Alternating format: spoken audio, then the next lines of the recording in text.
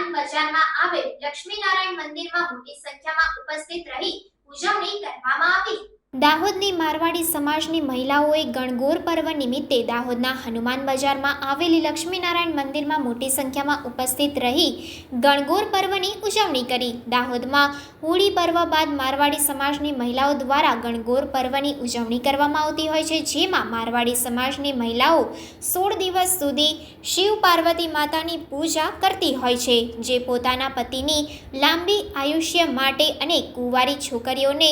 ભાવિ પતિ સારું મળે તે માટે પૂજા કરતી હોય છે, તેમજ ઘરમાં સુખ શાંતિ રહે તેવી આશા સાથે મારવાડી સમાજની મહિલાઓ આ પર્વ ઉત્સાહ અને ઉમંગ સાથે ધાર્મિક રીતે ઉજવતી હોય છે। આ 16 દિવસ દરમિયાન મહિલાઓ સજી ધજી મારવાડી સમાજની